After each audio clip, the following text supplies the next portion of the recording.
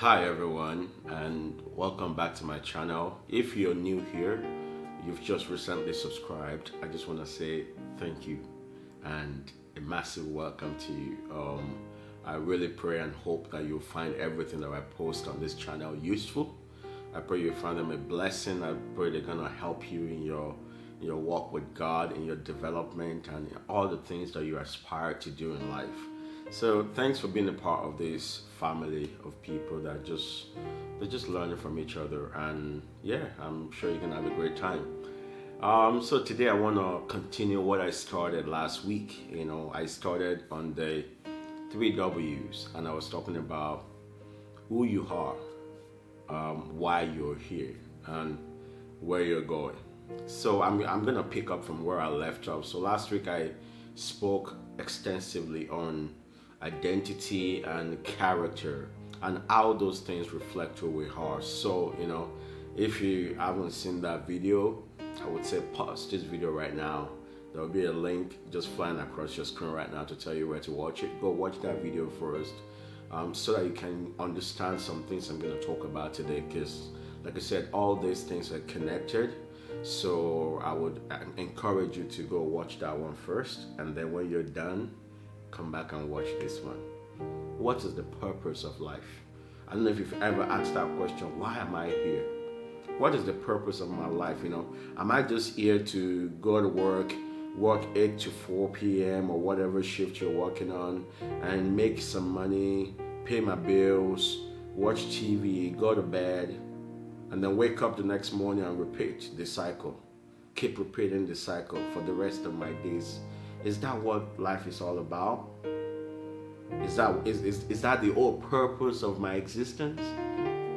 Maybe you've asked that question, because I asked that question a lot of times, and I still ask myself today, am I still doing what I set out to do? Am I slowly moving away from my why, or am I pressured into trying to become somebody that I'm not, trying to do things that I've not been called to do? So understanding the why that you're here is very important. A couple of years ago, I had a job that required that I was at work for 5:30 in the morning. I had to be at work for 5:30 in the morning. I was actually a supervisor, so I had to be there. My guys would come in at 6:30, so I would be there 5:30 in the morning to kind of get things ready, set up the day, just kind of get everything ready before everybody shows up. And there was one morning I got up from my bed, and I got ready for work, and I was driving to work. So I left my house about 5 o'clock, because it takes about 30 minutes to drive to that destination, to my work. So I got up in the morning, and I was going, and I was driving. And when I got on the road and realized how many people were on the road at the same time that I was on the road, this was 5 a.m. in the morning. Both ways, some people coming from the other direction, some people going the other direction. I thought to myself, why are there so many people on the road at this time of the day? 5 a.m. Where are they all going? Where are we all going? And then I just made an assumption that some probably just getting off work, and some of us are just going to work. And that's why we have so many traffic. Everybody going somewhere. And I got to work, and I was still thinking about that image in my head, and I'm still thinking, why do I have to get up every morning at 4 a.m. or 4:30 to be at work for 5:30? Why? Does this thing that I'm doing have anything to do with my whole existence? My employer at that time agreed to pay me a certain amount of money, and then I give up about 10 to 12 hours a day working on this job, and it took so much out of me that I would leave work so tired that I couldn't do anything once I leave work. I'm so exhausted, I could not do anything else. So it drove me to begin to think of, why am I here? And I was saying to myself, I don't believe that God, in His own sovereignty and mightiness and is all powerful, would just create me without a purpose behind His creation. Like everybody was going somewhere at 5 a.m. in the morning. Some are just coming, some are just going. And then I was asking myself, how many of those people, of us, going, traveling through life, do we even know why we're going to where we're going? Do we even know why we embark on this journey? Do we even know why we work where we work? Do we even know why we stay where we stay? Is there something that is true, that make us to think about it? That is this all that life has in stock for me? There's a scripture in the book of Psalms, and it said, teach us to number our days, that we might apply our heart to wisdom. It's just simply saying that life is brief. The brevity of life is so short that if we're not careful, we can be trapped in just doing things and doing the same thing every day, in the mundane and in the activity, just living to go to work and to make money and to pay bills and then watch TV and then go to bed and then repeat and repeat, that we forget that there is more to this life. God created us. Psalm 139 talks about God's handiwork, how God fashioned us, how God knew us even while we were yet in our mother's womb. God's thoughts toward us, God's agenda for our lives. God has a plan for you. God didn't just make you because he was bored and he didn't have anything else to do. I'm just gonna make you to occupy space and just suck up here and just exist. No, I don't believe that. I believe every one of us has been created for a purpose. Every one of God's children was created for a purpose, for an assignment, for something, for a problem to be fixed. God had something in mind when he was creating you. You didn't just pop up. You didn't just show up here. Regardless of the circumstances surrounding your birth, you did not just come here by accident. God had a plan. God was thinking about something when he made me.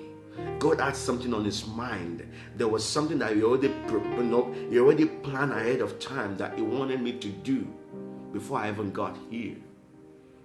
So while I was on this train of thoughts, and I was just thinking about, why am I here? Is this what life is all about?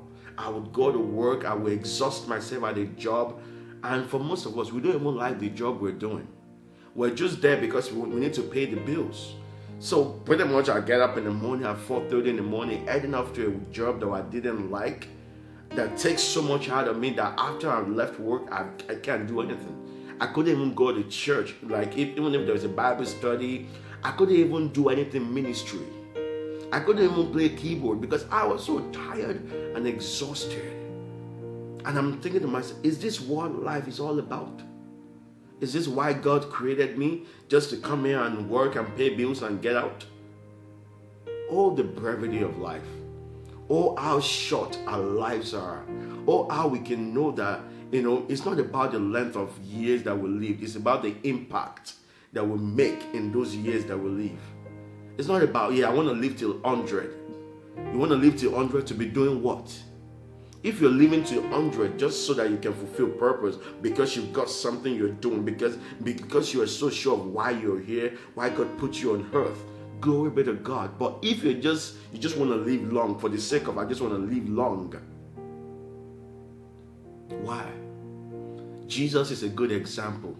Jesus only lived for 33 and a half years. I believe that's what Bible scholars said. For 33 and a half years, it was done. He had finished his assignment. He had nothing left to do. He knew why he came. He came for one purpose, to die for the sins of the world.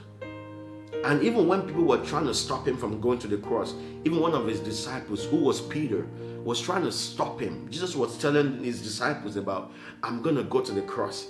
I'm going to go die for the sins of the world. They're going to do this to me. They're going to do that to me. They're going to treat me this way and all that. Peter was rebuking Jesus. Can you imagine? The Bible said Peter rebuked Jesus. He said, no, don't talk like that. You're not going to go to the cross. No. You're going to you're going to stay here with us. You're going to stay with us, And Jesus said to him, Jesus' actually response was, get behind me, Satan. He said, you are not thinking, you don't know the purpose of God. You don't know the purpose of God for me being here. Jesus understood why he was here. Jesus wasn't here to live till he was 60 years old or live till he was 70. He knew that my assignment has a timeline on it. When I'm done, I'm out. I exit out of this place. Why are you here? What is the why behind your life? Last week, I cited an example of John the Baptist, who first of all, he understood who he was. He said, I am the voice of the one crying in the wilderness. So because of that, he said, I'm not Christ.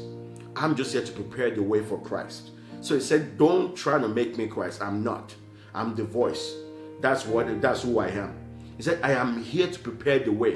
That is my why. My why is to prepare the way for him. My why is to preach. It's to preach repentance and to raise an awareness of this person that is coming after me. So when it got to the point that people were debating, people were saying to John the Baptist, the man you talked about is over there baptizing and everybody's going to him. John the Baptist said, don't worry about that. He said, my joy is full because I have done what I came to do. I came to prepare the way for him. So I'm not offended. When you know your why, it gives you a sense of peace that you don't feel the need to compete with anybody. You don't feel the need to envy somebody else's success. You don't feel the need to be jealous of somebody else's achievement. Because you are content in the knowledge of who you are and why you are here. You can actually celebrate somebody else is doing something great because you are so sure that this is who I am, this is why I'm here. They are doing what they've been called to do. I better focus on what I've been called to do too. A lot of distraction that we bring out upon ourselves today because we're so distracted by what other people are doing, their accomplishment, their success. And this day of social media doesn't help. Because you spend so much time on it that you see what other people are working on, they're doing, and they keep bringing out great things that they're working on, and you are there engulfing yourself in that, forgetting the fact that you have a purpose too. God has put you on this earth with a purpose in his mind, and you have to discover why he made you, because he made you for a purpose. God did not just make you to occupy space. He didn't just make you to just come and be here and then, just exist. We need to start living. Life is short. Life is brief. It is not the length of years in our lives. It is the impact in those years that we are here that will live on even while we're dead. Because one day we will all live. One day we will all die. One day, some of us may be alive when Jesus comes back, but one day, one thing that is sure is we will all check out of this earth. We will all die. The question I want to ask is, when it's all said and done, what would you have done with your life? What would people say that you did with your life? Can I say that you made an impact in your generation? Can I say that you understand your why so much and you served the purpose of God in your generation? That was the testament that was said of David. The Bible said David served the purpose of God in his generation. Why are you here? It's a question you got to ask yourself. Another thought that I want to throw your way is, whatever you're doing right now, does he have any connection or relationship to the why behind your life? I'm an engineer, like you all know. But the question I always keep asking myself, how does this engineering actually amplify the purpose of God for my life? How can I use engineering to serve God's purpose in my generation? How can I use engineering to serve the plans of God in my generation? I'm not saying we all have to be pastors preaching the gospel. I'm not saying we all have to have a ministry and then we're all in the church building. What I'm trying to say is, even if you're a business person, even if you're a teacher, even if you're a doctor, whatever profession you find yourself, the question you got to be asking yourself is, how can this serve the purpose of God for my life? So that you're not just in that place of, I'm just making money to pay bills. and just repeat the cycle for the rest of my life. But you're looking for opportunities and how God can use that thing that you do to help you serve His purpose for your generation. Why are you here? It's a question of purpose. When you don't know the purpose of a thing, abuse is inevitable. When the purpose of a thing is not known, abuse is inevitable. Which means if you don't know the purpose of your life, you will abuse that life and others will help you and will abuse that life too. I know it's a scary thought, because if you don't know the purpose for why you're here, you will not even know how to manage your time. People will abuse your time. They will abuse your space because you don't even know why you're here. So people can get you to do whatever they need you to do. So you can be everywhere doing everything because you don't understand the why either. So anything that everybody's doing, I gotta jump on the bandwagon and be with everybody. Like I said before, trying to keep up with the Joneses, everybody's doing it. I gotta do it too. What is going on now? What is everybody doing? Let me do it so I can, So you're living your life based on what others are doing, and what you're actually doing, you're abusing the life that God has given you. Somebody said something. He said, life is like a coin that you can only spend it once. Life is a coin that you can only spend once. You don't get to spend that coin twice. You've only got this one life, and that's it. Once the curtain is drawn, and once the spirit leaves, you're done. I am done. But the question is, what would the world say about us? Would I have left an impact in this world when I'm gone? It's a question of why. Paul said something in the book of 1 Corinthians. It said, I do not run like someone without a purpose. I do not run like someone that's just punching the air and beating around the bush.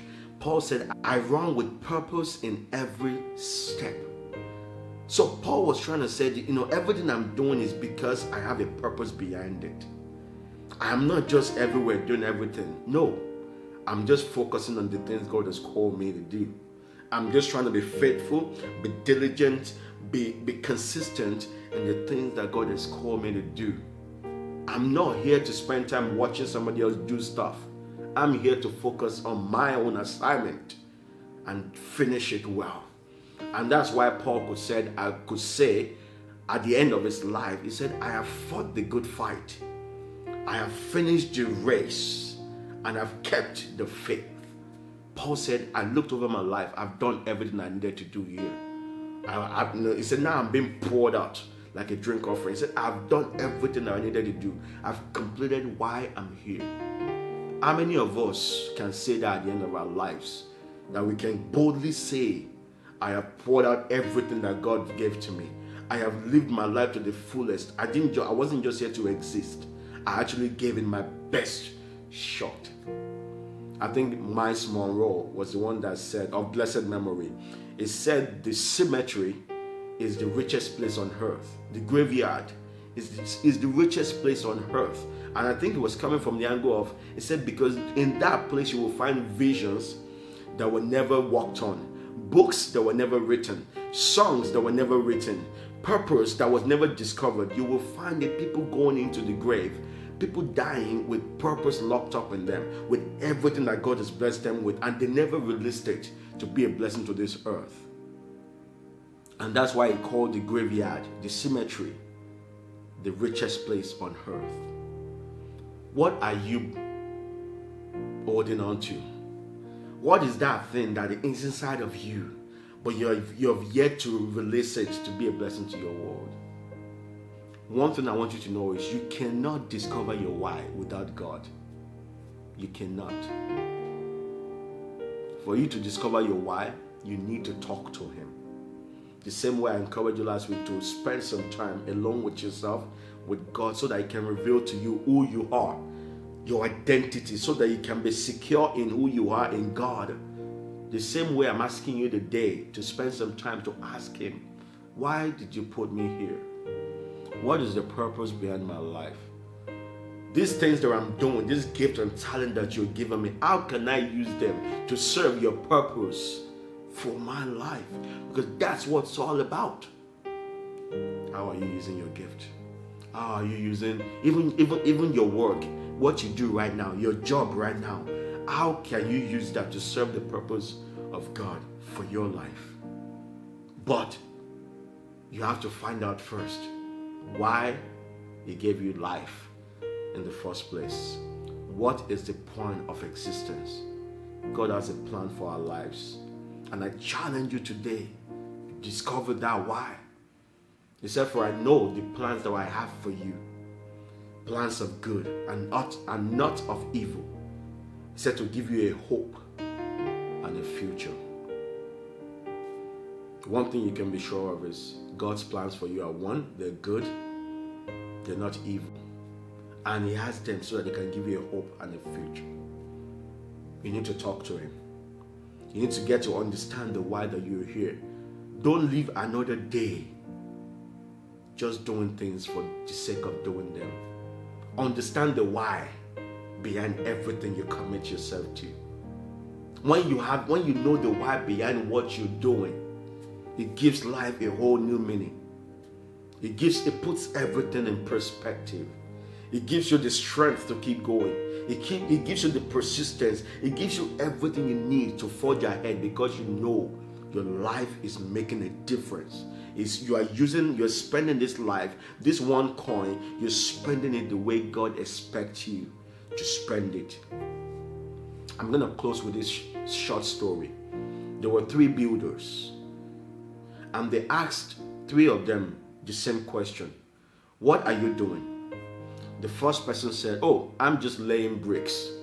I'm just laying bricks. The second person said, well, I'm just building a wall. And the third person said, I am building a cathedral. They're all doing the same thing, but they all have different vision for what they do. The person laying the bricks, I can tell you, will be the first to give up when tough time hits. Because all he sees is, I'm laying a brick. He didn't see anything beyond, I'm just laying a brick. That's all he's doing. The person that said, I'm just building a wall.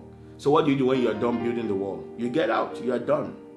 But the person that said, I'm building a cathedral, that person will stay there until the cathedral is built. That's what knowing your why will do. It will keep you in the game. It will keep you going. It will give you the self-control, the contentment, the perseverance that you need, because you've seen the bigger picture of why you're here. So you can't just do anything anyhow. You can't just be like that guy, I'm just laying bricks. You can't be like the second guy, I'm just building a wall. But you be like that guy, I'm building a cathedral. And until that cathedral is built, I'm not going to give up. I'm going to keep going because I know the why behind what I do. Get with God this week. Find out, why are you here? I can't tell you because I don't know. Honestly, no one can tell you your why but Him. Is the manufacturer. He created you. And consult Him.